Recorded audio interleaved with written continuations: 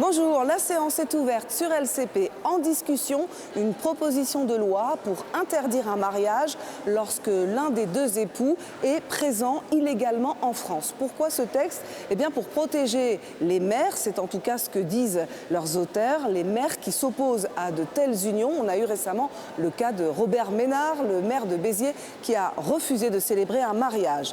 Mettre fin à une situation ubuesque, c'est le leitmotiv du rapporteur Éric Michou. À tout à l'heure. Bon sens républicain, œuvre utile pour protéger les mères, nécessaire clarification, proposition de loi simple et logique. Voilà quelques-unes des déclarations accueillant la proposition de loi que nous examinons aujourd'hui. Déclarations que j'ai recueillies lors des auditions que j'ai menées auprès des représentants des maires, notamment l'Association des maires de France et l'Association des maires ruraux, qui sont vraiment derrière cette évolution de la loi. Déclaration que j'ai également recueillie auprès de M. Stéphane Villemotte, maire UDI de la ville d'Aumont dans le Nord, auquel je tiens à saluer et à rendre hommage son courage. Ce maire est absolument exceptionnel, comme les 36 000 maires d'ailleurs de notre France. Ce maire a été attaqué en justice et a subi pression et menaces multiples pour n'avoir fait que son devoir, en refusant de marier un imam salafiste algérien dont la mosquée avait été fermée pour apologie du terrorisme et qui était sous le coup d'un arrêté d'expulsion du territoire français.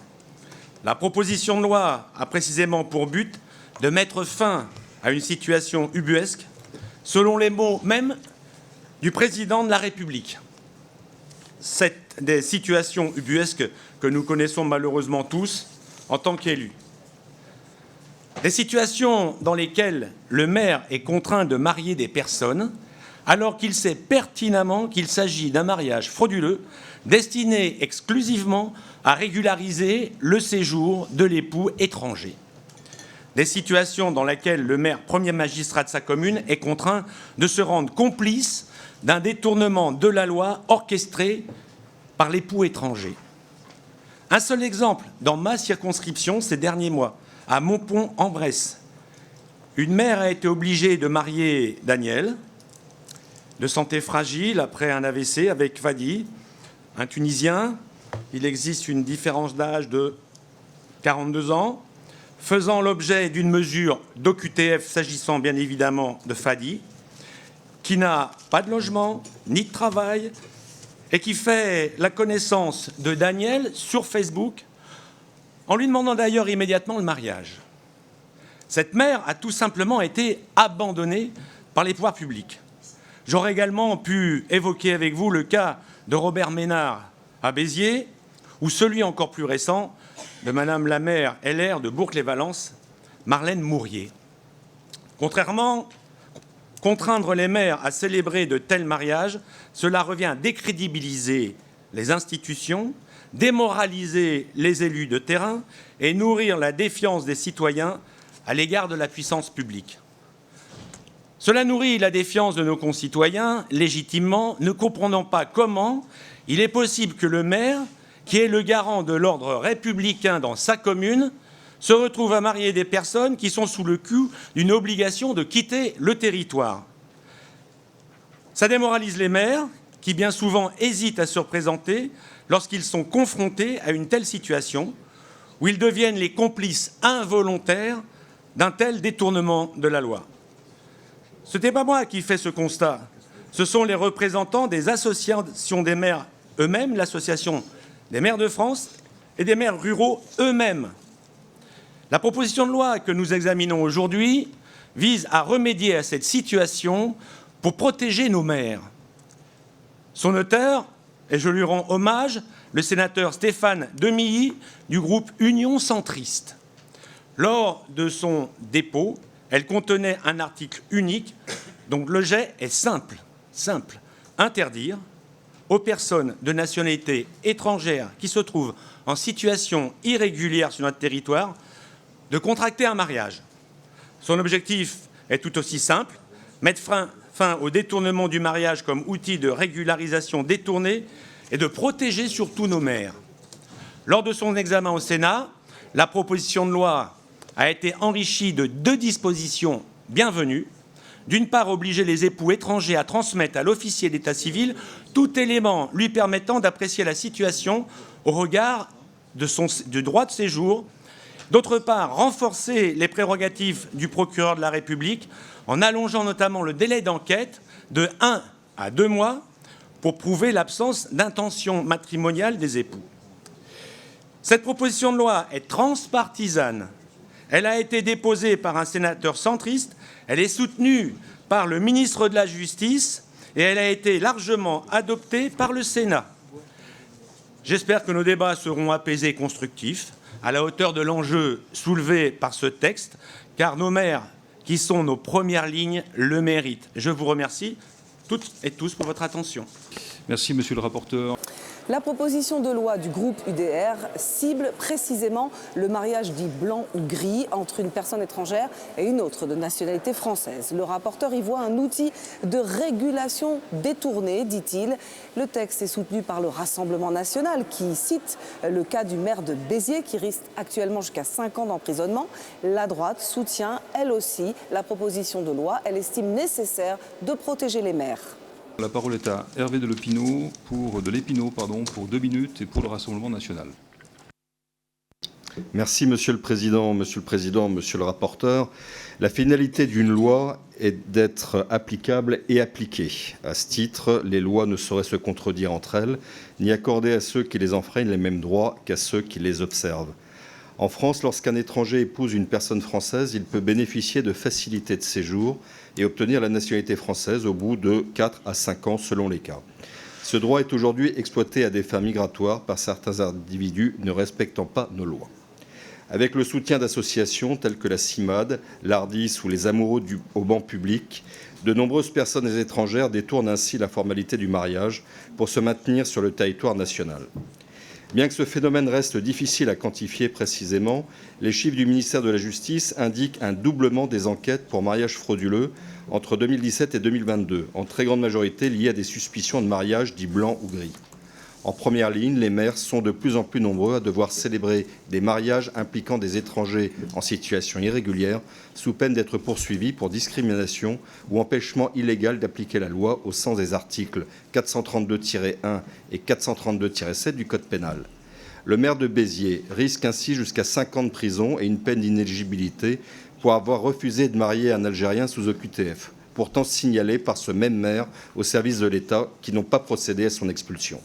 Le Rassemblement national alerte depuis de nombreuses années sur cette situation kafkaïenne. En 2023, avec mes collègues Hélène Laporte et Christophe Benz, nous avions déposé une proposition de loi visant à lutter contre les mariages impliquant des étrangers en situation irrégulière. Le texte que nous examinons aujourd'hui s'inscrit parfaitement dans cette logique. Nous soutiendrons donc son adoption rapide afin de protéger les maires qui refusent de participer au dévoiement du mariage et de mettre un terme définitif à cette pompe aspirante de l'immigration irrégulière. Je vous remercie. Merci. La parole est à Emmanuel Hoffmann pour le groupe EPR. Merci Monsieur le Président, mes chers collègues. Le texte que nous examinons aujourd'hui, issu de l'initiative du groupe Union centriste au Sénat, que nous souhaitons remercier pour leur travail, répond à une préoccupation réelle et largement partagée sur nos territoires. La difficulté pour de nombreux maires confrontés à des situations de mariage impliquant des personnes en situation irrégulière et parfois à des soupçons de mariage simulé ou arrangé. Ce débat, relancé par des actualités récentes et la mobilisation d'élus locaux, traduit l'attente forte de nos concitoyens, mais aussi le désarroi de nombreux maires. Il n'est pas acceptable que des maires se sentent abandonnés par le système lorsqu'ils souhaitent exercer leur vigilance. Il était donc légitime que le Parlement se saisisse de cette question. Nous devons à la fois garantir la protection de nos administrés, donner aux officiers d'état civil les moyens de détecter les situations problématiques et répondre à la demande d'accompagnement exprimée par les élus locaux. C'est dans cet esprit que nous saluons les avancées apportées par les articles 1A et 1B. Ils permettent d'introduire davantage de souplesse et de discernement dans l'appréciation des situations. Ces mesures sont de nature à mieux protéger les personnes se trouvant en situation de vulnérabilité, tout en évitant de porter atteinte à la liberté matrimoniale à laquelle nos concitoyens sont attachés. Certaines femmes sont encore aujourd'hui parfois contraintes d'accepter des mariages simulés ou arrangés. En revanche, l'article 1er pose un problème majeur de constitutionnalité. Le Conseil constitutionnel a rappelé dans sa décision du 20 novembre 2003, je cite, « Le respect de la liberté du mariage s'oppose à ce que le caractère irrégulier du séjour d'un étranger fasse obstacle par lui-même au mariage de l'intéressé. » Ainsi, maintenir cet article exposerait la proposition de loi à une censure certaine. Sa suppression est donc pour notre groupe une condition indispensable à tout soutien au texte. Nous sommes favorables à des mesures qui protègent, mais nous refusons toute atteinte disproportionnée à la liberté matrimoniale. C'est ce juste équilibre que nous défendrons tout au long de l'examen de ce texte. Je vous remercie. La gauche s'oppose unanime à un texte qu'elle juge anticonstitutionnel. Elle évoque la liberté de se marier, liberté fondamentale à valeur constitutionnelle. Certains députés fustigent un texte qui franchit un cap dans l'ignominie, selon les mots d'Aurélien Taché. La parole est à Aurélien Taché pour le groupe La France Insoumise. Merci, Monsieur le Président. Chers collègues, avec ce texte, vous nous prouvez encore une fois que, malheureusement, les obsessions identitaires des droites, désormais d'ailleurs unies dans leur diversité pour s'en prendre aux étrangers, n'ont plus de limite. Après l'ignoble suppression du droit du sol à Mayotte, présentée par le groupe de Laurent Wauquiez, ses anciens amis ciotistes et nouveaux alliés de Marine Le Pen s'attaquent désormais à ce qu'il y a de plus sacré, l'amour et le droit de former une famille. Car enfin, que dit cette loi ? Qu'une personne, parce qu'elle est sans papier à un moment T, et vous savez, chers collègues, il peut y avoir plein de bonnes raisons à ça, comme le fait, par exemple, que les préfectures ne délivrent pas les rendez-vous où ces papiers pourraient être délivrés, que cette personne, donc, serait indigne d'aimer, indigne de fonder une famille, indigne d'un droit aussi élémentaire que celui de se marier. Alors on savait, au moins depuis le mariage pour tous, que la droite ne respecte plus l'institution du mariage, mais vous passez cette fois un cap dans l'ignominie. Cette proposition transforme nos maires en agents de tri humain. Elle fait de l'état civil un poste frontière. Elle rompt avec l'universalité de la République, cette République qui ne classe pas les gens selon leur statut, mais qui les reconnaît tous comme égaux en dignité. Et puis, ne soyons pas dupes. Sous prétexte de lutter contre des mariages frauduleux, seulement 406 signalés par le parquet en 2022, sur plus de 250 000 unions célébrées chaque année, c'est l'amour qu'on suspecte. Les dispositions permettant de relever à 2 mois renouvelables le sursis à la célébration du mariage sont particulièrement inquiétantes. Les étrangers sont déjà soumis à un contrôle très approfondi de leur vie intime dès lors qu'ils projettent de se marier avec une personne française. Visite à domicile, audition, questions intrusives, leur vie est passée au peigne fin. Avec un tel texte, ces contrôles seront renforcés et étendus et l'intrusion de l'administration dans la vie intime de nos concitoyens seront sans limite. On fait donc peser une suspicion généralisée sur les couples mixtes, sur les étrangers. Vous savez, chers collègues, même pour le choix de sa robe, la mariée n'est pas obligée de choisir du blanc. Ce texte est répugnant. Alors, au nom de la liberté d'aimer, de la dignité humaine, de la République une et indivisible, le groupe Insoumis s'y opposera de toutes ses forces. Merci. Merci. Alors, pour le groupe socialiste, Aline Martinez, Thibault Martinez, allez. Merci, Monsieur le Président. Monsieur le Président, chers collègues, puisque nous avons 2 minutes de temps de parole, j'irai droit au but. Cette proposition de loi est une nouvelle dérive de la droite et de l'extrême droite qui ont cette fois décidé de s'attaquer au mariage et avec lui à nos principes républicains et constitutionnels. Ce texte veut supprimer la possibilité pour les étrangers en situation irrégulière de se marier. C'est parfaitement contraire à la jurisprudence du Conseil constitutionnel et à nos engagements internationaux. C'est aussi parfaitement inutile. Le mariage en lui-même n'empêche nullement le préfet de prendre une OQTF, pas plus qu'il ne permet à un étranger d'obtenir un titre de séjour ou d'acquérir la nationalité française dans l'immédiat. Ce texte veut également renforcer les contrôles sur les mariages frauduleux. Là encore, c'est inutile, car notre arsenal juridique permet déjà de lutter contre les mariages simulés ou arrangés. Et lorsqu'un maire a un doute, il doit saisir le procureur de la République, à qui il revient de décider, après enquête, si le mariage doit avoir lieu. À Bourg-les-Valences, dans la Drôme, il y a quelques semaines, c'est précisément la procédure qui a été suivie et qui a conduit le procureur à valider une union. La maire a néanmoins décidé d'aller à l'encontre de la décision du procureur et donc de se placer dans l'illégalité. C'est une faute. Cette proposition de loi n'est donc qu'un énième faux-semblant. Sous prétexte de vouloir protéger les maires, vous revenez sur une liberté fondamentale à valeur constitutionnelle. Sous prétexte de renforcer la lutte contre les mariages frauduleux, vous généralisez le soupçon contre certains couples en fonction de leur origine, de leur statut ou de leur situation sociale. Ce qui est en jeu avec cette proposition de loi, ce n'est pas seulement le droit au mariage, c'est aussi la conception que nous avons de la République. Une République qui ne tolère pas que l'on instrumentalise l'état civil pour servir des postures politiques ou des réflexes identitaires. Une République qui ne réécrit pas le droit au fil des peurs et des fantasmes. C'est pourquoi nous nous opposerons fermement à ce texte. Je vous remercie. La parole est à Émilie Bonivard pour le groupe Droite républicaine.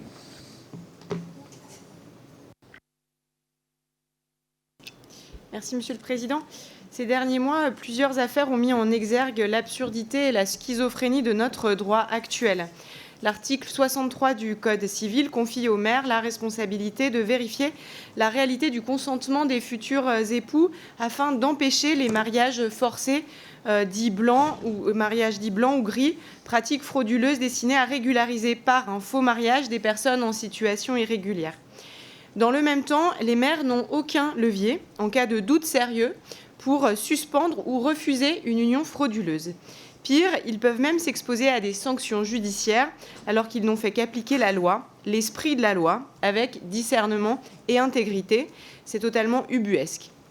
Cette situation aberrante crée à juste titre une défiance légitime à l'égard de la cohérence nécessaire que doit absolument avoir notre droit, une défiance à l'égard de notre justice et la colère des maires confrontés à des injonctions paradoxales, être contraints, sous peine de sanctions, de valider des unions qu'ils savent illégales. Cette proposition de loi du sénateur Demilly vise à mettre un terme à cette fragilité intrinsèque de notre droit, en donnant réellement à nos maires et à notre justice les moyens de mieux identifier, contrôler et d'éviter ces détournements d'un droit fondamental sur lequel il ne s'agit pas de revenir qu'est le mariage à des fins de régularisation illégale. Elle vise également à interdire le mariage d'une personne sous OQTF. Le préalable à l'union dont le consentement est sincère devrait être, dans la majorité des cas, la régularité du séjour. Tout risque de recours abusif au mariage pour fin de régularisation serait tari. Je souhaiterais dire à nos collègues qui se sont opposés, qui s'opposeront à ce texte, qu'une tribune a été signée par des centaines de maires de sensibilités politiques très différentes, qui ne sont pas dans le jugement de valeur, mais qui souhaitent simplement appliquer et avoir les moyens d'appliquer notre droit. Vous leur dites quoi aujourd'hui? Qu'ils doivent continuer à subir cette situation ubuesque s'ils exercent avec probité leur mandat. Il s'agit tout simplement de mettre en conformité notre arsenal législatif et de protéger nos maires et de faire respecter notre droit sans aucun jugement de valeur. Je vous remercie. Merci. La parole est à Léa Balagel-Mariqui pour le groupe écologiste et social. Merci, Monsieur le Président, Monsieur le rapporteur, chers collègues. Alors, aujourd'hui, nous allons examiner un texte aussi inutile que dangereux. Il propose de faire de la nationalité ou du titre de séjour une condition préalable au mariage, autrement dit, d'interdire aux personnes étrangères en situation irrégulière de se marier.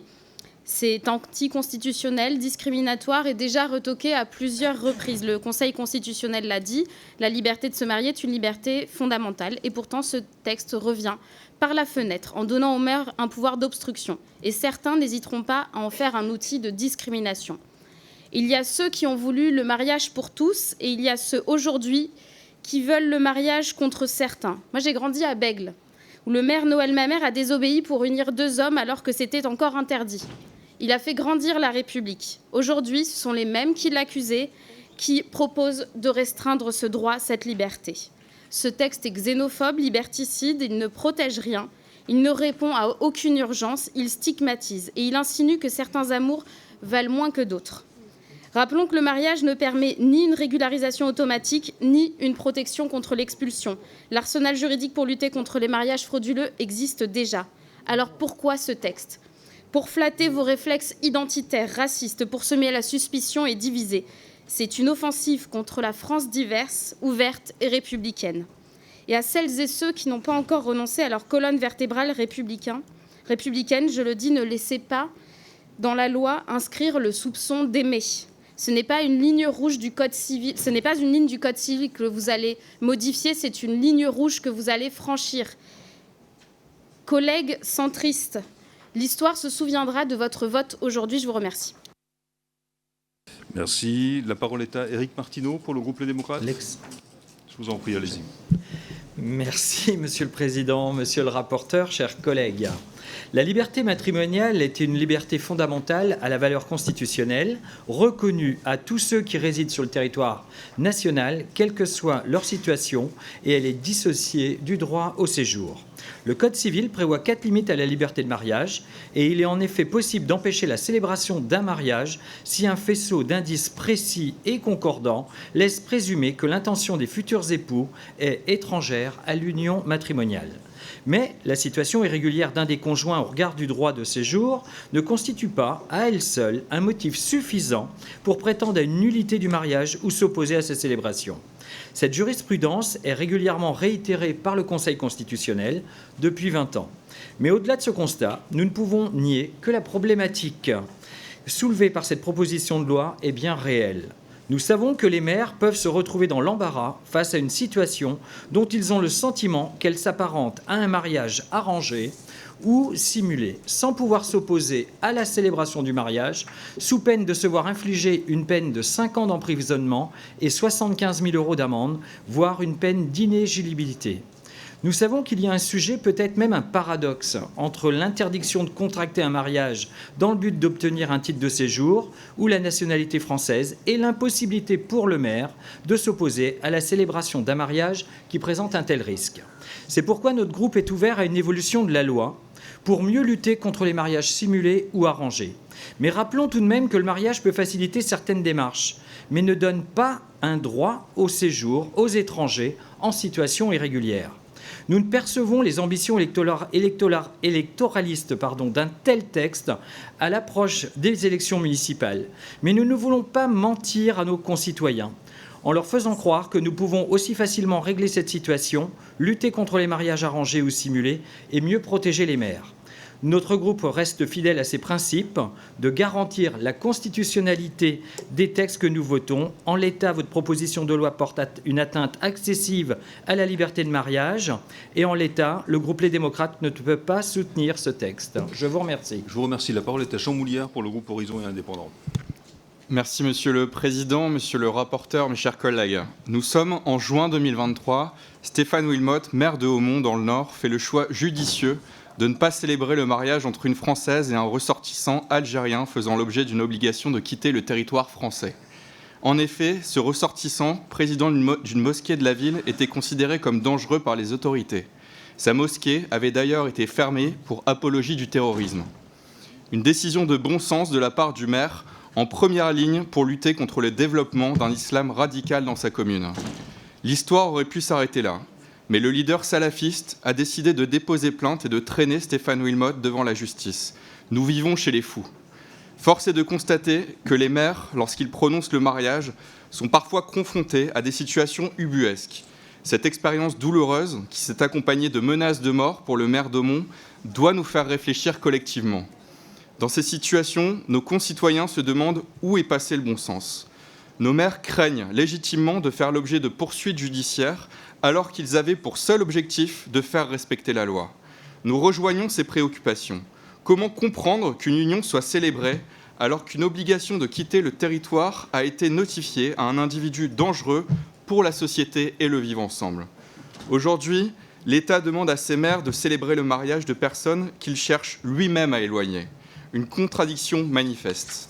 Dans ce contexte, le groupe Horizon et Indépendants estime opportun de faire évoluer notre droit afin d'apporter du bon sens et de protéger nos maires. Tout en soutenant l'esprit de cette proposition de loi, nous notons toutefois que la jurisprudence du Conseil constitutionnel sur ce sujet, désormais bien établie, semble rendre inconstitutionnelles ces dispositions, malgré les efforts de rédaction réalisés par le Sénat. C'est pourquoi nous travaillons, en vue de la séance publique, à une réécriture du dispositif afin de tendre vers davantage de constitutionnalité. Je vous remercie. Je vous remercie. La parole est à Elsa Faucillon pour le groupe GDR. Merci Monsieur le Président, Monsieur le rapporteur. On poursuit là la grand-messe réactionnaire de l'UDR avec une interdiction du mariage aux personnes en situation irrégulière.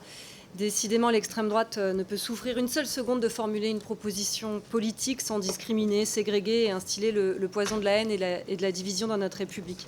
En fait, pour eux, l'étranger ne doit plus soigner, ni travailler, il ne peut pas circuler, il doit rester dans l'ombre et donner sa force de travail en silence.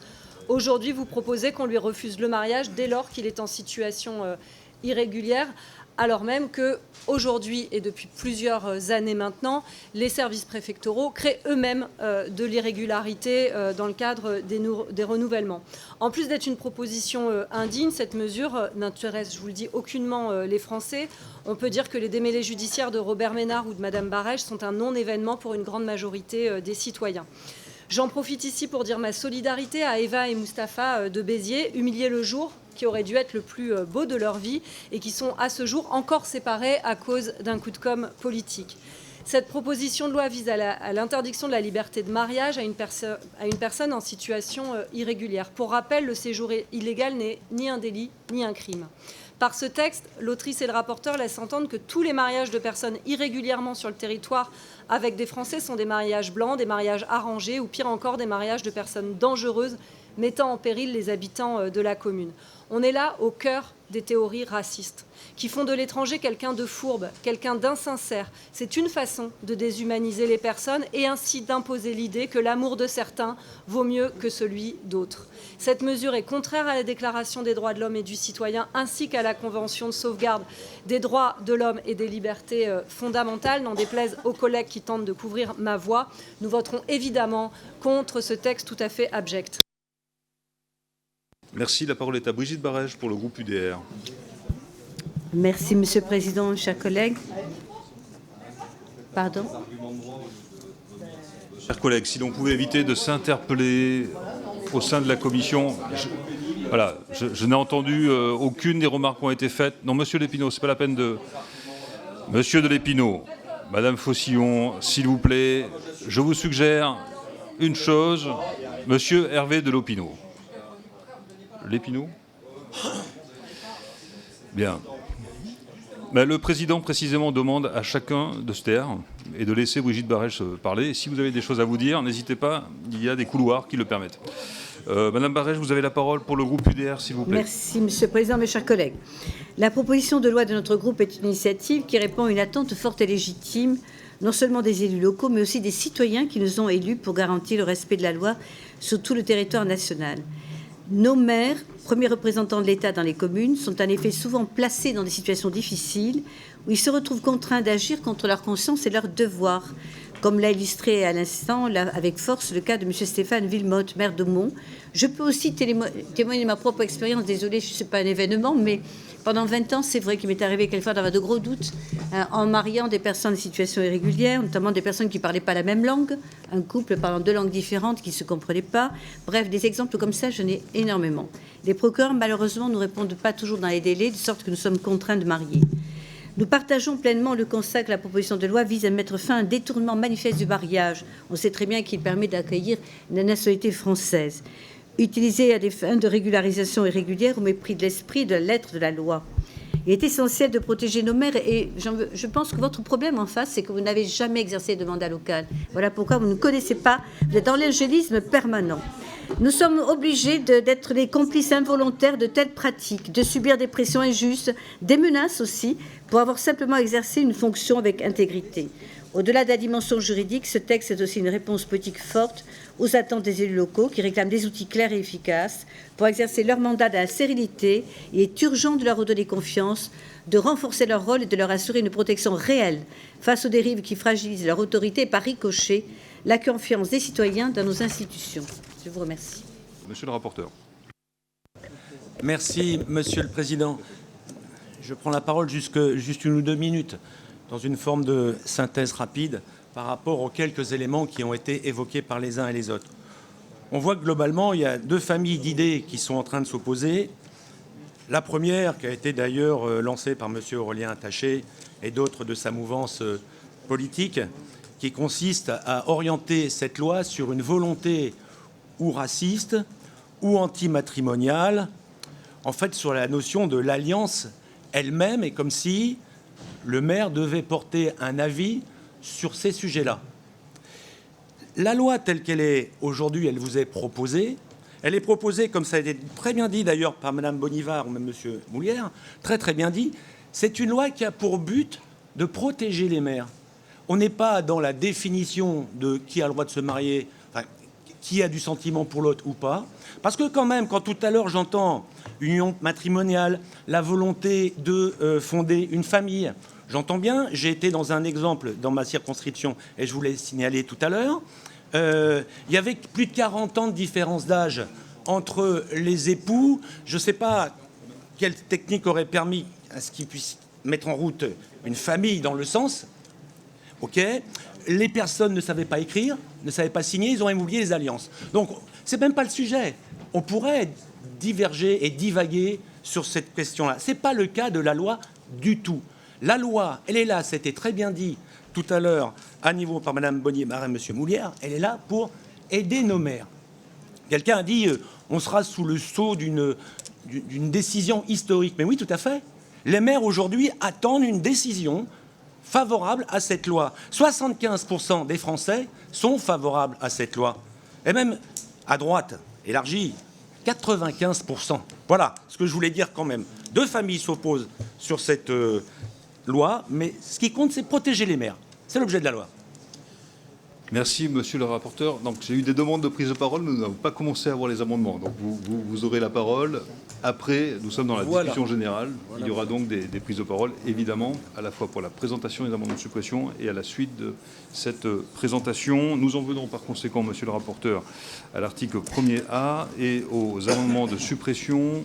J'appelle par conséquent le CL1. Monsieur Christophe, vous avez la parole.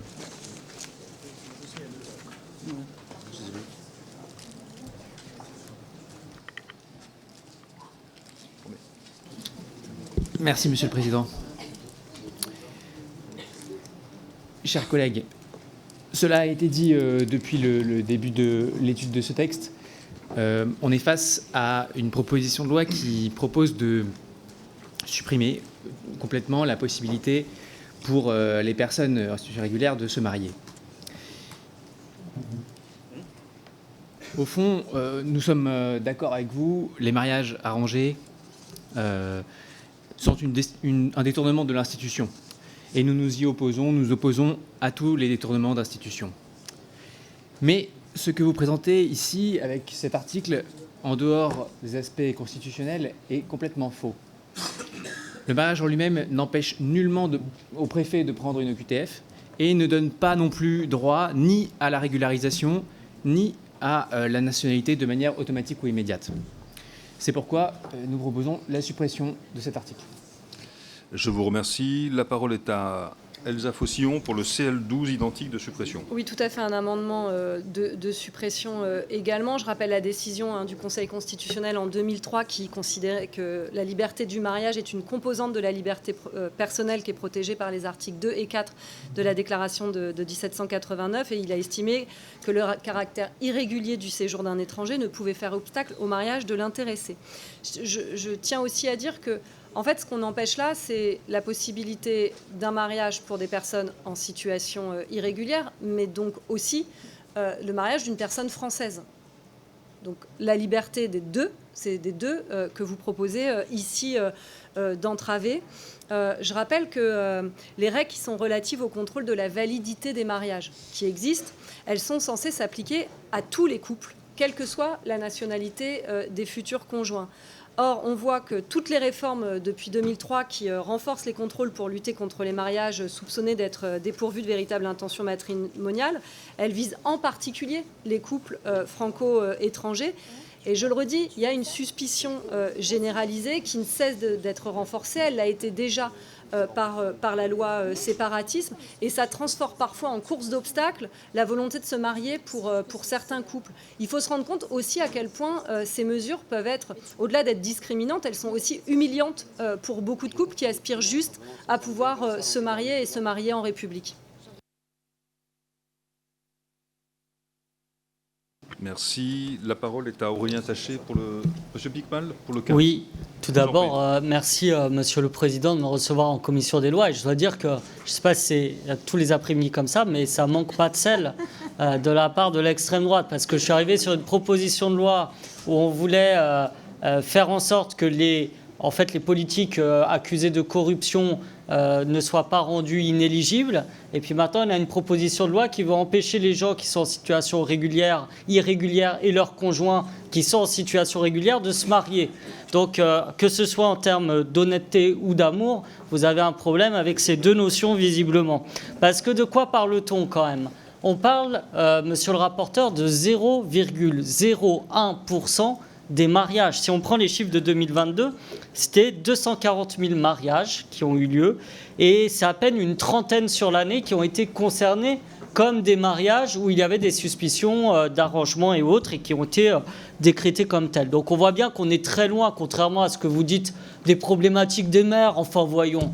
Les maires, vous croyez franchement qu'en ce moment, leur problème, c'est de savoir est-ce que je vais avoir le bon document qui me prouve que la personne est consentante pour son mariage, alors qu'on est sur une portion extrêmement mineure. Le problème des maires, c'est leur charge de travail, c'est le manque de moyens matériels et humains, c'est le fait de devoir gérer tout un tas de problèmes parce que le gouvernement fait des coupes budgétaires également. Donc je pense vraiment qu'il ne faut pas se moquer des gens. Et alors pareil, j'ai entendu dire que les citoyens l'attendent. Est-ce que les citoyens attendent aussi, surtout, c'est un peu plus de probité et d'intégrité de la part de nos élus. Donc ça va à contresens de la proposition de loi de tout à l'heure. Et puis qu'on ait des réponses sur des sujets qui soient centraux dans leur vie. La question de la santé, la question de l'emploi, la question de l'éducation. Donc vraiment, là, je pense qu'on est encore hors sujet à parcourir après l'échalote de la xénophobie. Je ne vois pas à quoi sert cette proposition de loi. Du coup, demande de suppression, évidemment. Merci. La parole est à Léa Balage-Elmariki, pardon. Non, Pouria Merchaï pour le CL19 de suppression également. Allez-y. Oui, merci, Monsieur le Président. Alors, Monsieur le rapporteur, vous avez évoqué tout à l'heure le fait que c'était une disposition dont l'esprit était de protéger les élus, mais il ne protège en rien les élus. D'ailleurs, je ne connais pas beaucoup d'élus condamnés pour avoir œuvré à l'autorisation de mariage, y compris incluant des personnes en situation illégale. C'est même le contraire qui s'est produit, monsieur le rapporteur, puisque le parquet a obligé notamment le maire de Bourg-les-Valences d'officier comme il se doit pour rendre le mariage d'un couple qui désirait exprimer par ce mariage son amour, de vivre ensemble et de le sceller par justement une cérémonie. En réalité, vous ne protégez pas du tout les maires dans cette affaire-là. Vous cherchez jusque dans tous les interstices des sentiments humains les plus profonds, les plus sincères, qui sont l'amour que ressentent une personne pour l'autre, de l'empêcher au seul prétexte que vous ne désirez pas que des étrangers puissent, en France, vivre de façon épanouie. Et vous avez bien tort de procéder de cette façon parce que, je vous le dis, je crois que si on avait au contraire permis à ces personnes réellement venues en situation de clandestinité en France, parce qu'elles ont fui toute une série de pays, parce que j'imagine que vous avez aussi ça en fond, de les accueillir plutôt que de les parquer dans des endroits impossibles, de leur permettre de travailler plutôt que de les en empêcher, de vivre des histoires d'amour plutôt que de rendre tout ceci impossible, vous auriez sans doute non seulement honoré un peu plus le serment républicain qui nous lie depuis de nombreux siècles maintenant, mais vous aurez sans doute contribué à moins de désordre dans la société. Et je crois que en allant si loin dans la suspicion que vous faites à l'égard des étrangers, jusqu'à trouver l'amour suspect, vous salissez d'une certaine façon une certaine idée de la République et de la politique du lien. Merci beaucoup. Monsieur le rapporteur, votre avis sur ces amendements identiques de suppression? Merci. Merci, Monsieur le Président. Permettez-moi d'abord de rappeler l'objectif de cet article 1A, issu d'un amendement du rapporteur de la Commission des lois au Sénat, Monsieur Stéphane Le Rudulier, avec un avis favorable du gouvernement aussi. Il s'agit de permettre à l'officier de l'état civil de disposer d'informations lui permettant d'apprécier la régularité du séjour du futur époux étranger. Aujourd'hui, le maire ne dispose pas de cette information. Elle n'est pas exigée par les textes et surtout, il ne peut pas la demander aux époux étrangers. Le maire ne peut pas non plus, selon la jurisprudence, rechercher lui-même cette information en consultant les services de l'État. Le résultat de la situation actuelle, c'est que le maire se retrouve à marier un époux qui fait l'objet d'une OQTF, sans parfois même le savoir. Cela n'est pas acceptable car évidemment que la situation irrégulière d'un futur époux peut être un indice sérieux de défaut d'intention matrimoniale, et les mots ont un sens, et donc de la nullité du mariage. Priver le maire de cette information sur la régularité du séjour de l'époux étranger, c'est donc priver celui-ci de la capacité de remplir correctement son rôle de prévention et de mariage frauduleux. Grâce à l'article 1A, de deux choses l'une, soit le maire aura la preuve de la régularité du séjour de l'époux étranger, et il sera donc rassuré sur ce point, Soit il n'aura pas cette preuve et cette absence de justification de la situation irrégulière de l'époux pour fonder, avec d'autres indices, la saisine du procureur de la République. Et cela, contrairement à ce que j'ai pu entendre dire, les jurisprudences du Conseil constitutionnel autorisent parfaitement cela, le mariage. Par ceux d'entre vous qui en doutent, je cite la Constitution de l'article 95 du 20 novembre 2003 du Conseil constitutionnel. Le caractère irrégulier du séjour d'un étranger peut constituer, dans certaines circonstances rapprochées d'autres éléments, un indice sérieux laissant présumer que le mariage est envisagé dans un but autre que l'union matrimoniale. Donc la Constitution le prévoit. Pour l'ensemble de ces raisons, l'obligation de transmettre tout élément permettant d'apprécier la régularité du séjour des époux étrangers sur le territoire national est particulièrement opportune. Avis défavorable par conséquent de ces amendements de suppression. Merci. Merci. J'ai une demande de prise de parole, Madame Léa Balaj-El-Mariki. Merci, Monsieur le Président. Alors, le rapporteur nous dit que les maires n'ont pas les moyens. Je vais rappeler l'Office des maires. Madame Barret, je disais que peut-être que nous n'avions pas célébré de mariage. Voyez-vous, j'ai été adjointe dans le 18e arrondissement où nous célébrons de nombreux mariages chaque jour de la semaine. Ce que nous devons faire en tant qu'officier public, c'est de vérifier si le consentement est libre et éclairé. Seulement ça. Et la loi a déjà introduit des mesures discriminatoires, notamment lorsque les époux sont étrangers. Il y a un entretien qui est obligatoire, qui est réalisé par des adjoints ou par le maire lui-même. Et à l'aube de cet entretien, à l'aune des discussions qui peuvent être réalisées, alors la détection de mariages frauduleux peut être faite. C'est ça ce qui est dans la loi et c'est ça qui permet déjà de lutter contre ces mariages frauduleux. Donc ne nous y trompons pas. Cette proposition de loi, elle n'est pas là pour protéger les mères, elle est là pour discriminer et rendre la vie impossible. Et moi, je vais vous poser une question très simple. Si vous avez des conjoints, des époux, des épouses, est-ce que vous les aimez moins? Est-ce que vous ne souhaiteriez pas être marié avec eux s'ils perdent leur emploi ou bien connaissent une difficulté avec leur administration? La réponse est bien sûr que non. Et pourtant, ce sont ces deux faits qui produisent des OQTF en masse et de manière automatique auprès des gens. Et si vous aviez un peu plus de relations en dehors de votre milieu qui est souvent fermé avec des personnes qui sont étrangères, qui ont vécu en situation irrégulière ou qui sont issues de mariages mixtes, vous comprendriez la violence que constituent déjà ces entretiens, ces visites à domicile où on vérifie s'il y a bien le slip dans la machine à laver et les mêmes brosses à dents dans le même pot. C'est exactement cela qu'il se passe, ce que font les agents de l'État pour se vérifier si les gens s'aiment bien. Eh bien, écoutez, moi, je crois que là, nous sommes en train d'abîmer notre République avec cette proposition de loi. Et vraiment, vous courez après le Rassemblement national, chers collègues centristes, mais arrêtez-vous 2 secondes et regardez-vous dans la glace. Merci. Monsieur le rapporteur, vous vouliez répondre. Oui. Alors, oui, j'entends merci, Monsieur le Président, mais l'émotion me fait oublier le bouton. Madame, vous avez marié. Bien vous en face, moi aussi, j'ai été maire pendant plus de 20 ans. Le sujet, il n'est pas de définir s'il y a de l'amour, pas de l'amour. Je sais pas, c'est pas le sujet. Il n'y a pas de volonté de dire la personne est tunisienne, pas tunisienne. Non, c'est pas ça. Le sujet, c'est de protéger les maires par rapport à des situations qui sont très anxiogènes. D'ailleurs, je vous laisserai prendre soin de voter contre cette loi qui est pratiquement transpartisane, puisque l'association... Là, je vous ai écouté sans intérêt. Écoutez-moi, même s'il n'y a aucun intérêt. Voilà. Allez, on vous écoute, monsieur le rapporteur. D'accord. Non, mais je vous ai écouté. Je vous ai écouté. Allez-y. Vous avez la parole. Mais madame, aujourd'hui, le maire, il est protégé. Il faut le protéger. Parce que bientôt, il n'y aura plus de maire. Pourquoi? Parce qu'on ne les protège pas. Exactement. Et là, l'Association des maires de France et l'Association des maires ruraux sont derrière cette loi-là à fond.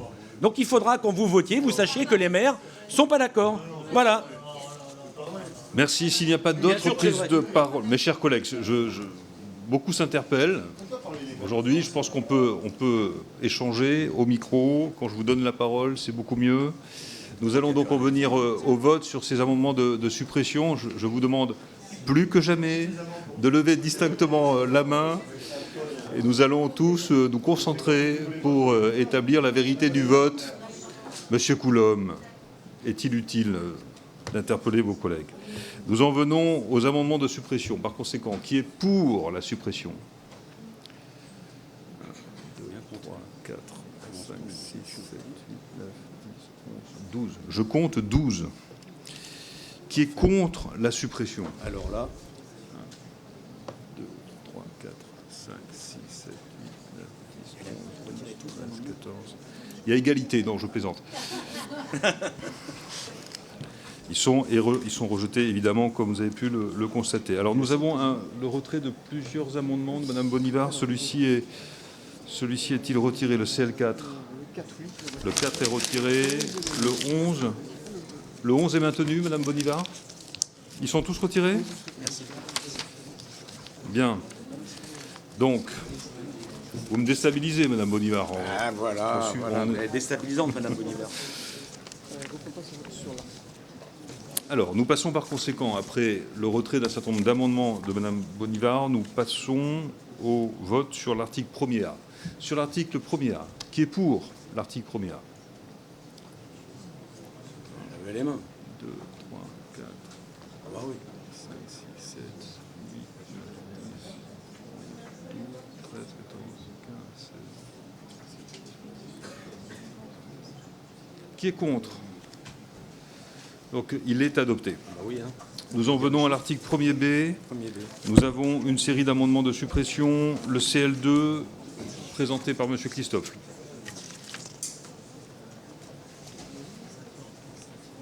Allez-y, allez-y, allez-y. Merci, Monsieur le Président. C'est un article qui revient sur la procédure qui peut être déclenchée par le maire avec le procureur de la République pour mener une enquête.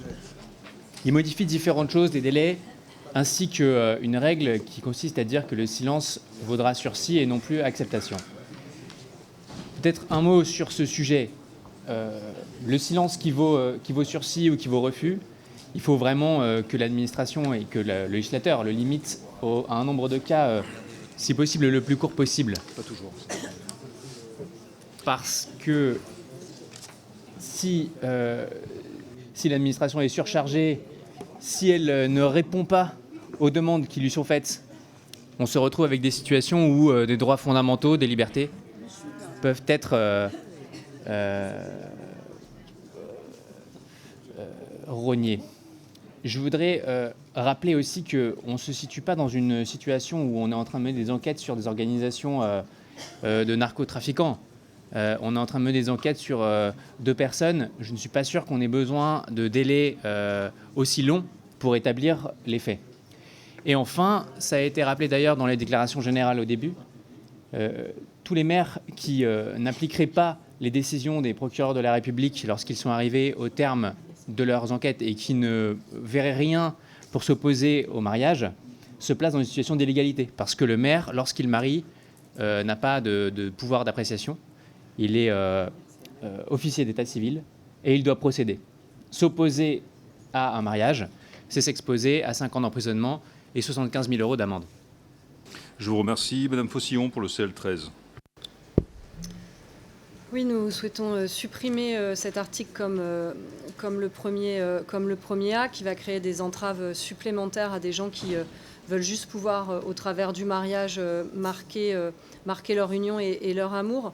Je veux juste dire à cette occasion que vous avez été dans les différentes interventions, certains ont rappelé que tout cela était contraire à des exigences constitutionnelles. Je remarque pour autant que les mêmes qui ont évoqué ces questions, parfois, ont voté pour le premier article.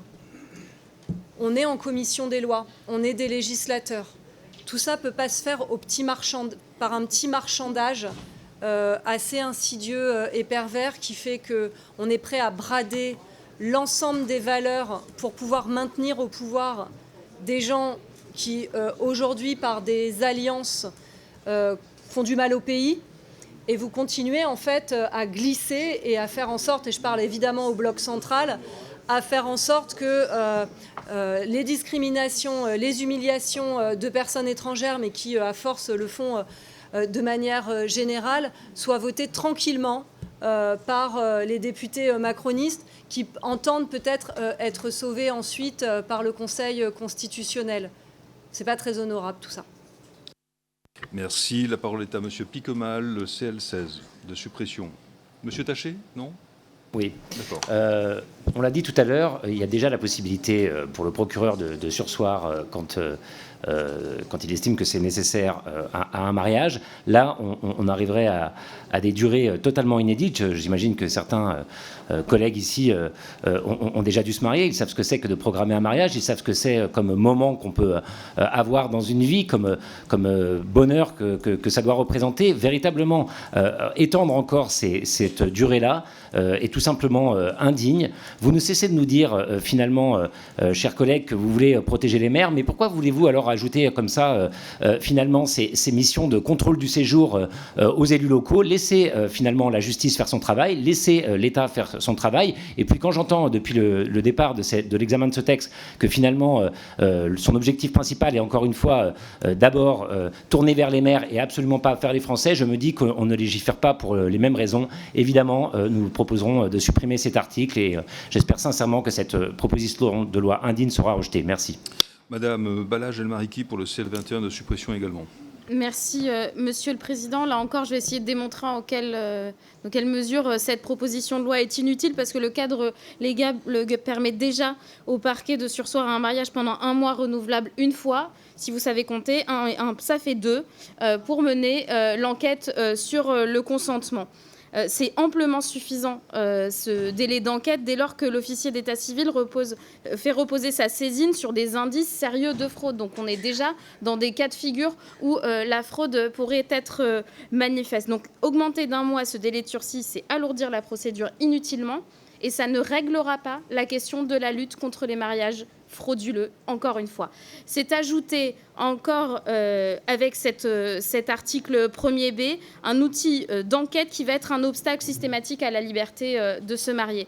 Et franchement, depuis le début de l'examen, moi j'en viens à être dégoûtée, parce que la vision de la nation que vous avez, en fait, c'est une nation par le sang. Non seulement vous ne souhaitez pas que ces personnes se marient, mais surtout vous ne souhaitez pas que leurs enfants puissent être français et puissent un jour vous concurrencer dans vos circonscriptions et les gagner. Merci. Monsieur le rapporteur, votre avis sur ces amendements?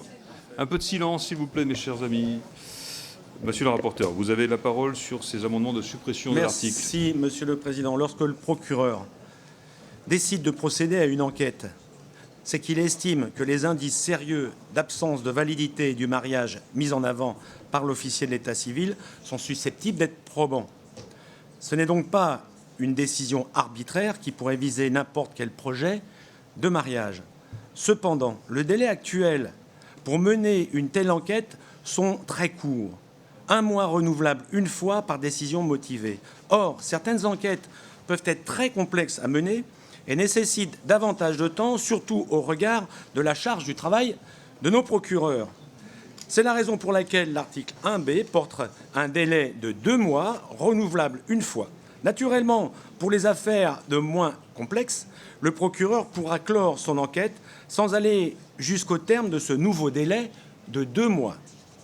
La deuxième innovation de cet article 1B est que si le procureur de la République ne répond pas dans les délais de 15 jours de la saisine, actuellement, il est réputé avoir laissé procéder le mariage. Or, cette règle n'est pas satisfaisante, car cela revient à laisser célébrer des mariages dans lesquels pèsent de forts soupçons de fraude, et ce uniquement parce que le procureur n'a pas eu le temps de répondre au maire. C'est la raison pour laquelle l'article 1B inverse le principe. Si le procureur n'a pas eu le temps de répondre au maire dans un délai de 15 jours sa saisine, il est réputé prononcer un sursis de 2 mois qui lui permettra de diligenter une enquête. Naturellement, cela n'empêchera pas le procureur de laisser procéder à la célébration du mariage avant le délai de 2 mois s'il estime finalement qu'une telle enquête n'est pas nécessaire. Au final, ces mesures de renforcement des prérogatives du procureur de la République permettront à celui-ci d'approfondir les enquêtes et de donc mieux prévenir les mariages frauduleux. Avis par conséquent défavorable à la suppression de cet article. Merci. J'ai une demande de prise de parole. Pouria Mirchahi, s'il vous plaît.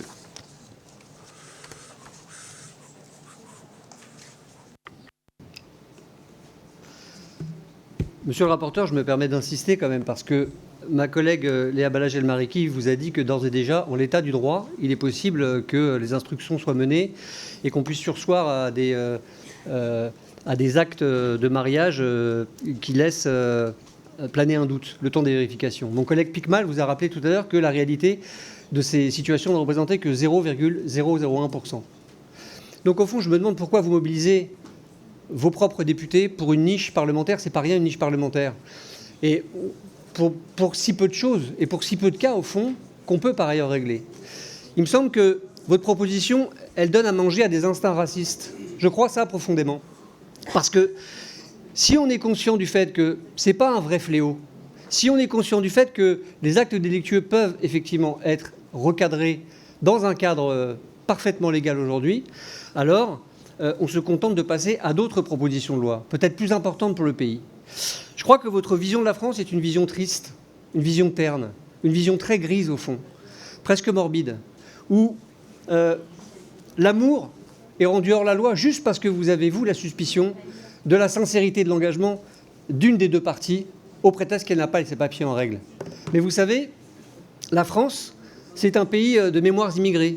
C'est un pays d'une multitude qui fait notre richesse. Et cette multitude fait que notre pays peut s'enorgueillir d'être sans doute celui qui compte parmi le plus grand nombre de mariages mixtes. Et savez-vous que parmi ces mariages mixtes, il y en aurait beaucoup qui seraient sans doute dans vos radars actuels et qui normalement devraient être légaux, parce que s'ils sont rendus illégaux du fait de la situation irrégulière d'un des deux candidats au bonheur, c'est parce que toutes les dispositions que vous avez encouragées ces dernières années rendent ces situations intenables et inhumaines. Merci. La parole est à Hervé de Lépinaud. Merci, Monsieur le Président. Alors, entre les menaces et les intimidations de l'extrême gauche, j'essaye de déceler quelques arguments, et je vois qu'il y a le racisme qui revient sans arrêt. Moi, j'invite les collègues d'extrême gauche à faire un peu de droit comparé. Et on va regarder ce qui se passe. Non, il y a pire. C'est pire que l'extrême gauche, je suis d'accord avec vous.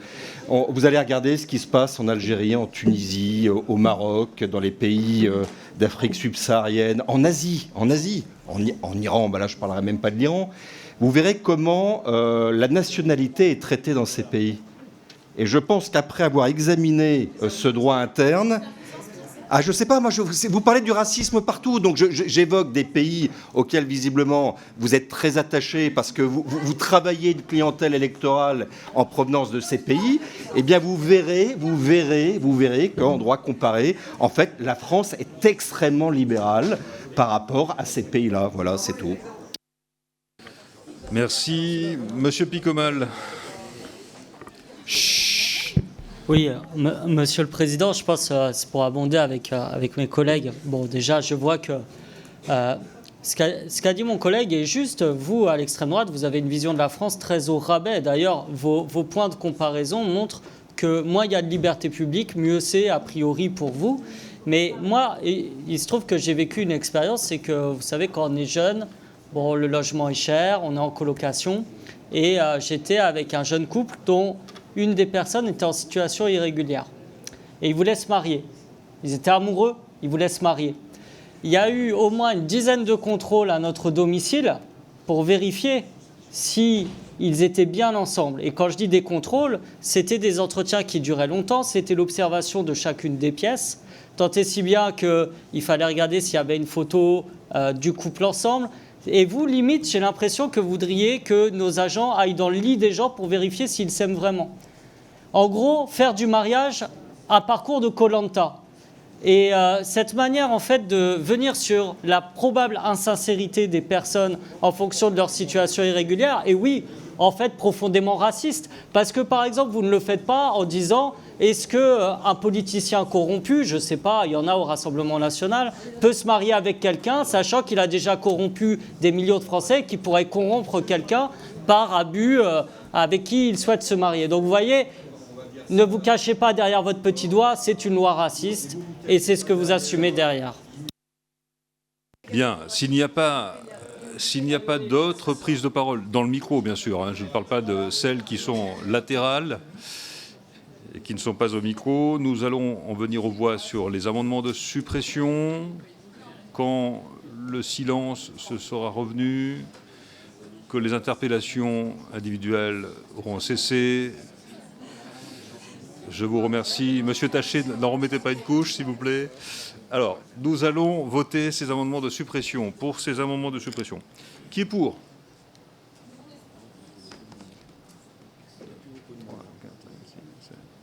Qui est contre ? Ils sont rejetés. Nous en passons au CL23. Madame Balage-Elmariki, s'il vous plaît. Alors, c'est un amendement de réécriture générale pour revenir sur l'essentiel, supprimer les atteintes portées par ce texte à la liberté fondamentale de se marier, tout en encadrant strictement le pouvoir de saisine du procureur par le maire.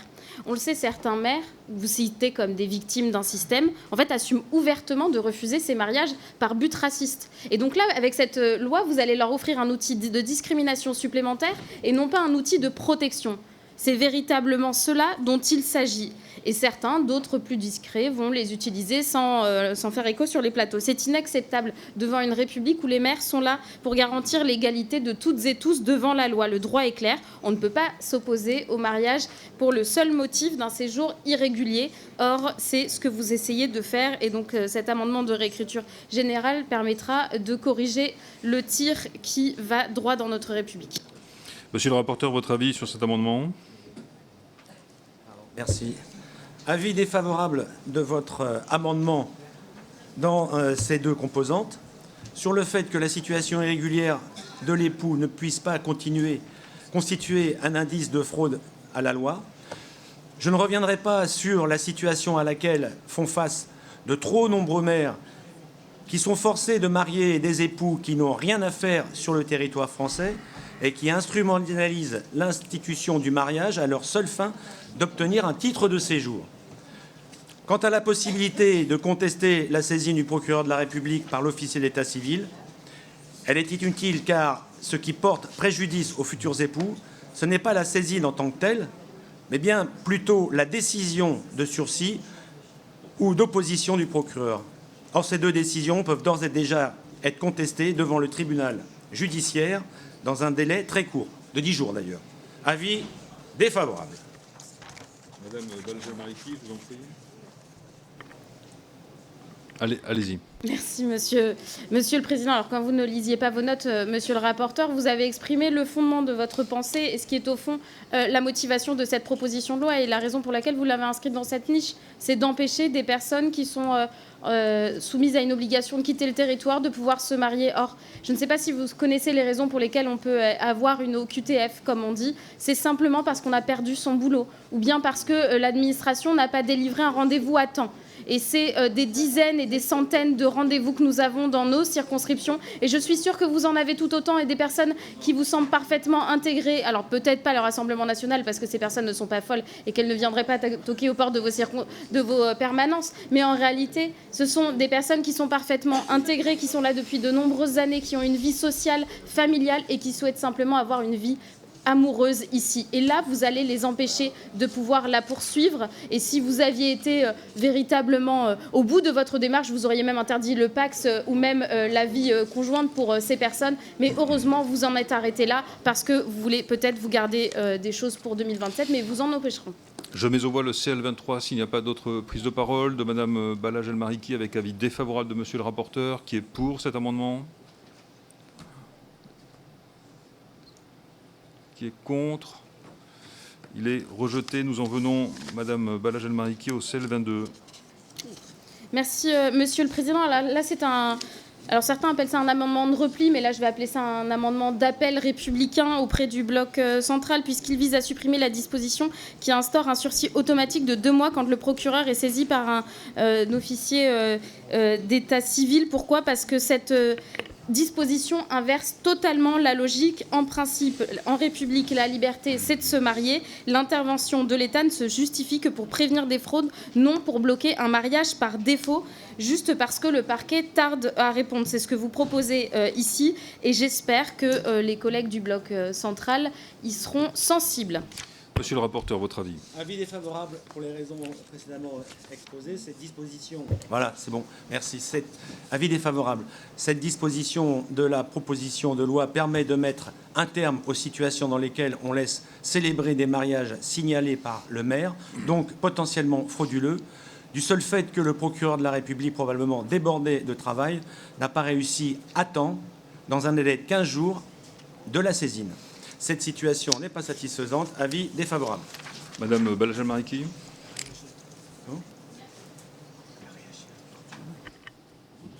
Voyez-vous, monsieur le rapporteur, pour pouvoir justifier une telle disposition qui est dans votre article 1er B, il aurait fallu peut-être nous fournir des statistiques et nous éclairer sur combien de saisines il y a de mariages frauduleux qui sont avérés, constatés et condamnés. Vous n'avez pas été capable de nous produire cette statistique dans votre propos liminaire. Et donc cela veut bien dire que vous n'êtes pas là pour empêcher les mariages frauduleux d'arriver, mais bien empêcher l'ensemble des mariages de pouvoir être célébrés. Bien sûr. Oui, madame, vous nous parlez d'amour depuis tout à l'heure. Vous voulez des chiffres et des statistiques, il n'y a pas de problème. Il y a eu 700 mariages frauduleux en 2020, mise en cause en 2023. Voilà. Oui, oui. C'est beaucoup. C'est beaucoup, c'est beaucoup. Voilà les statistiques. Vous voulez les statistiques, vous en avez. Bien. Voilà. Merci, monsieur le rapporteur, pour votre réponse. Donc, je mets le CL22 de madame Balajal-Mariki au vote avec, je le rappelle, avis défavorable de monsieur le rapporteur qui est pour. Qui est contre. Il est rejeté. Nous en passons au CL24. Madame Balajal-Mariki. Merci. Alors là, c'est le dernier moment pour vous réveiller, amis macronistes. C'est le dernier moment. C'est la suppression de l'allongement du sursis. Par cet amendement de repli, nous proposons encore une fois de supprimer l'allongement du sursis à mariage qui passerait d'1 mois renouvelable à 2 mois renouvelables, soit 4 mois de blocage possible. Et là, monsieur le rapporteur, vous nous avez donné un chiffre, une statistique, c'est 700 et quelques qui étaient litigieux, mais vous ne nous avez pas dit combien de signalements, combien de mariages frauduleux établis, parce que vous n'avez pas cette statistique, parce qu'elle n'existe pas, parce qu'elle est infinitésimale. Et en réalité, vous allez emmerder l'ensemble des personnes concernées. Je me permets ce terme, parce que vu toutes les horreurs qu'on entend depuis tout à l'heure, je me le permets. Ça me soulage. Merci. Et en réalité, pour rien, vous allez empêcher les gens de pouvoir se marier et jeter le soupçon sur l'ensemble des personnes qui souhaitent avoir accès au mariage quand elles sont étrangères. Et je vais en rajouter un dernier point. Monsieur le rapporteur, avec cette proposition de loi, vous ne protégez pas les élus qui célèbrent les mariages, vous allez les mettre sous pression parce que des personnes qui sont dans leur bon droit et qui souhaitent pouvoir se marier vont légitimement en attendre énormément de leurs élus locaux pour qu'ils ne puissent pas faire de saisine du procureur ou bien qu'ils ne demandent pas les bons papiers, etc. Et en réalité, vous allez voir, dans 1 ou 2 ans, les élus locaux vont vous demander de revenir sur cette proposition de loi si tant est que le Conseil constitutionnel ne la censure pas déjà. Monsieur le rapporteur, votre avis? Avis défavorable. Merci à nouveau. Avis défavorable. Pour les raisons exposées précédemment, l'allongement de ce délai est nécessaire pour permettre au procureur d'approfondir certaines enquêtes qui peuvent être complexes. Avis défavorable. Je mets au voix cette... Non, monsieur Poria Merchaï, je vous en prie. Votre micro, monsieur le rapporteur. Merci, madame. Ce qu'on essaie de vous expliquer, mais que vous ne voulez pas entendre, c'est que l'allongement de la durée que vous demandez est aussi une période qui risque d'aggraver encore plus la situation de quelqu'un qui s'est retrouvé dans une OQTF contre l'évidence de sa situation pourtant bien intégrée. Parce que c'est précisément ce genre de situation où on avait un travail et on le perd, on se retrouve en OQTF, où on avait un titre normal et il n'est pas renouvelé à temps et on se retrouve avec un OQTF. Et là, donc, vous rallongez avec le temps d'instruction la possibilité d'allonger même cette précarité, entre guillemets, administrative.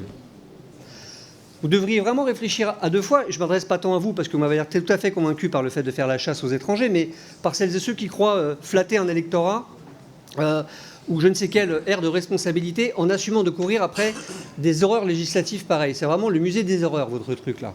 Toute la niche y passe, mais alors là, vous avez quand même quelque chose qui sent pas très bon en vérité. Sur l'image que vous voulez donner du pays. Parce que, après tout, si ça concerne peu de cas, admettons que votre loi, si elle était adoptée, n'aurait finalement que peu d'incidence. Et donc on aura satisfait au sadisme de quelques fantasmes personnels qui par névrose politique, courent après les étrangers qu'on suspecte tous d'être en situation illégale. Mais pensez aussi que d'autres écoutent les messages, les discussions que nous avons. D'autres entendent les discussions que nous avons et la façon dont se tiennent nos débats. Et je vous assure que des parlementaires qui passent leur temps à rechercher dans le moindre recoin de l'âme intime des individus une parcelle d'insincérité ne donne vraiment pas une belle image de notre pays. Je vous remercie. Il n'y a pas d'autres prises de parole. Monsieur le rapporteur, vous avez déjà donné votre avis. Il est défavorable. Je mets aux voix ce CL24. Qui est pour? Qui est contre? Il est rejeté. Je vais donc mettre aux voix l'intégralité de l'article 1er B. Qui est pour?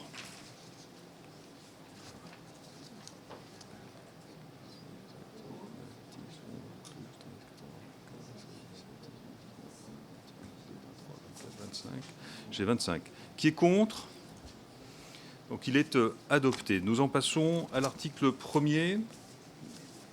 Nous avons une série d'amendements de suppression. Je donne par conséquent la parole à Monsieur Christophe pour le CL3. Oui, merci beaucoup, Monsieur le Président. Écoutez, je vois bien, Monsieur le rapporteur, que tous nos arguments sur les personnes en situation irrégulière ou étrangère, qui sont étrangères, percutent assez peu. Je voulais vous dire que à chaque fois qu'on réduit ou qu'on attaque les droits des étrangers en France, on réduit aussi le droit des Français. Et là, en l'occurrence, c'est très juste, parce qu'en empêchant un étranger en situation régulière de se marier, vous empêchez aussi un Français de pouvoir se marier. Bon, monsieur le rapporteur, en fait,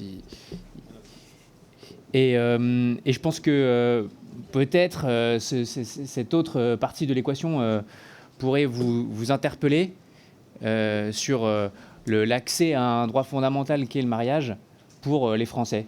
Et je ne sais pas si vous avez vu ça.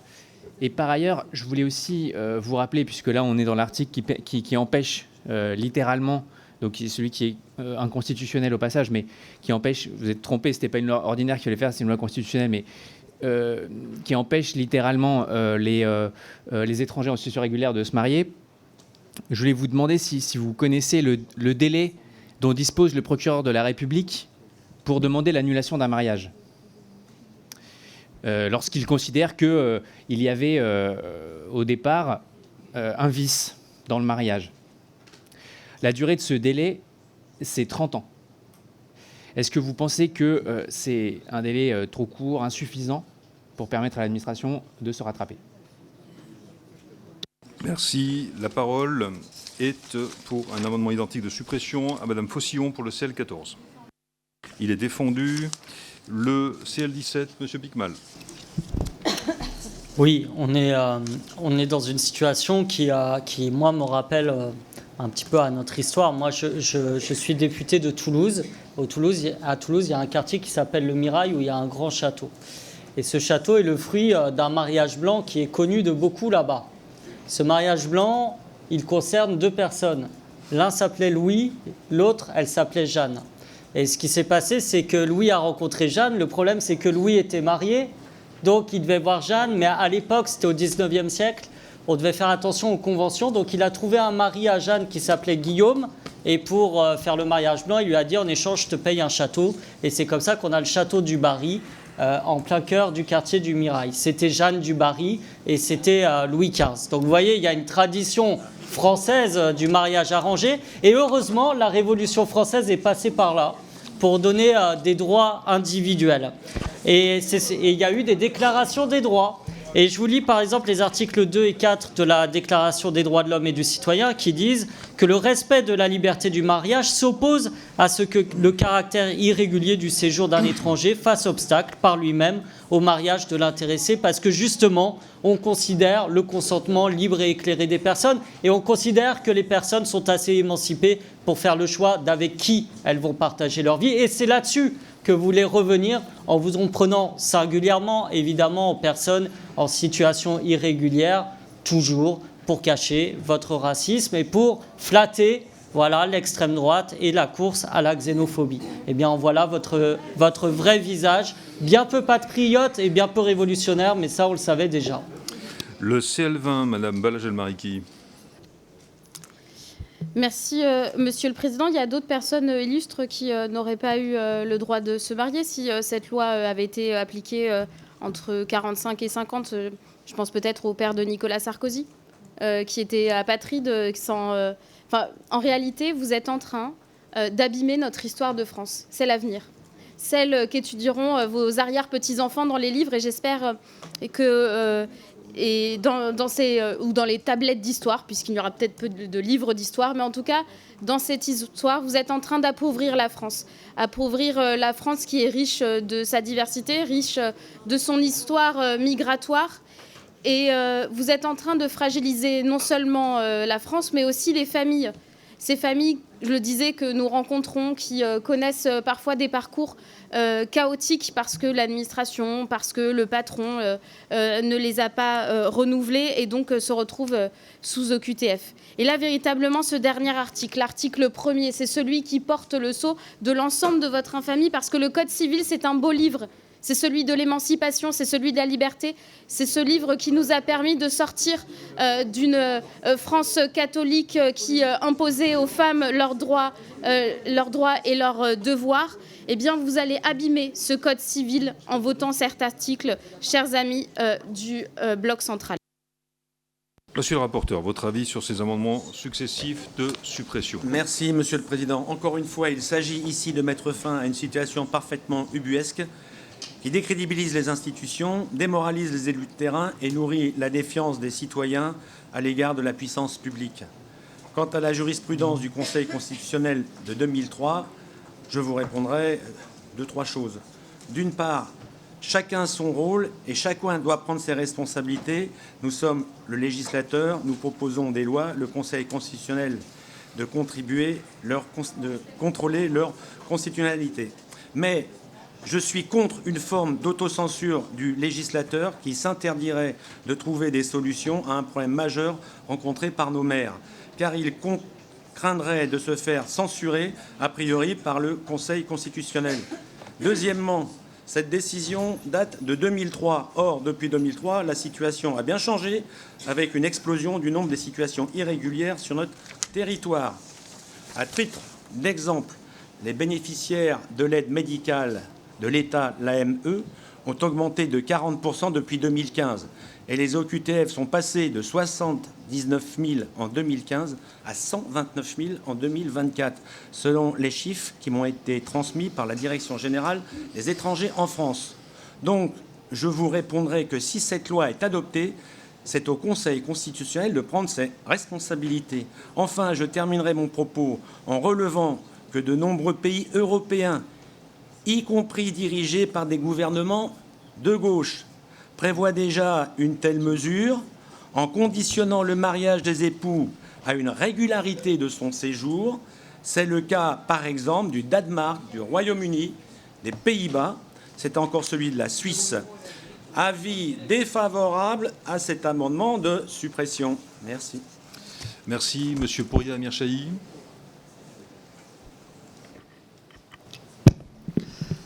Merci, Monsieur le Président. Bon, Monsieur le rapporteur et autres collègues qui vous soutiennent dans cette démarche et dans cette proposition, manifestement, l'histoire de France ne vous a pas convaincu, un certain nombre de principes républicains ne vous convainquent pas tout autant, des principes de vie, des situations intimes, personnelles, des histoires qu'on pourrait vous raconter n'ont pas l'air de vous toucher ou de vous émouvoir plus que cela. L'idée même que vous délivriez un message qui contrevient à l'intérêt même de la France que de montrer son humanisme profond et en tout cas son refus de l'obsession xénophobe qui parcourt le monde à l'époque.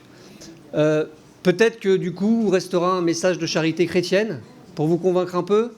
Alors souvenez-vous que les sans-papiers les plus célèbres de l'histoire s'appelaient Jésus, Marie, Joseph et qu'ils fuyaient l'Égypte. Merci.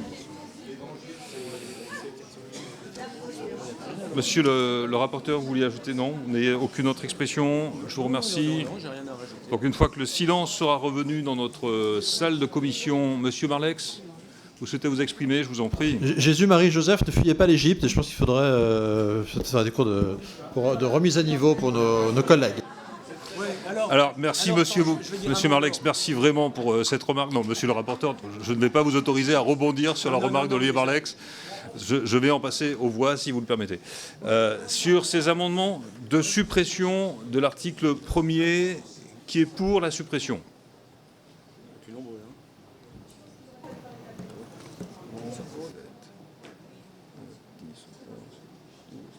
14. Il me semble que j'ai compté 14. Mais alors, je vais recompter parce que maintenant je tremble. Je crois qu'il y a plus de 14 en fait. 7, 8, 9, 10, 11, me semble-t-il, là-bas. 12, 13, 14, 15, 16, 17. J'en suis à 17. Est-ce que vous partagez? 17. Alors, non, j'ai compté 17, c'est bon.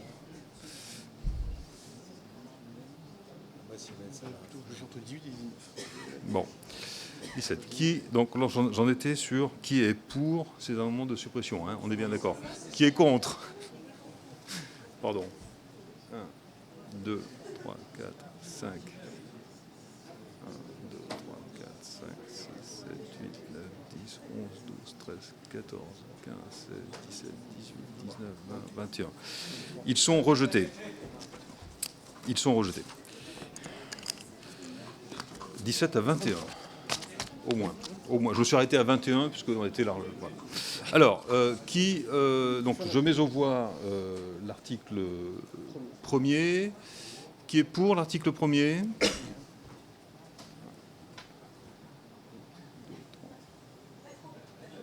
3, 4, 5, 6, 7, 8, 9, 10, 11, 12, 13, 14, 15, 16, 17, 18, 19, 20, 21, 22, 23. Je compte 23. Vous êtes d'accord avec moi? 23. Qui est contre? 1, 2, 3, 4, 5, 6, 7, 8, 9, 10, 11, 12, 13, 14, 15, 16, 17, 18, 19. Il est adopté. 23 contre 19 pour que chacun soit informé. Alors, je mets donc aux voix cette proposition de loi dans son intégralité. Qui est pour la proposition de loi? Alors, non, je vais attendre que notre collègue Paul Christophe se déplace, s'assoie, décide de prendre une décision. Qui est pour la proposition de loi? 1, 2, 3, 4, 5, 6, 7, 8, 9, 10, 11, 12, 13, 14, 15, 16, 17, 18, 19, 20, 21, 22, 23. J'ai compté 23. Qui est contre? 1, 2, 3, 4, 5, 6, 7, 8, 9, 10, 11, 12, 13, 14, 15. Vous avez combien? 14. Elle est adoptée. Après son adoption en commission, le texte doit maintenant être examiné en séance publique. Ce sera le 26 juin prochain dans le cadre de la journée d'initiative parlementaire réservée au groupe UDR. La suite au prochain épisode. À bientôt sur LCP. Ciao, ciao.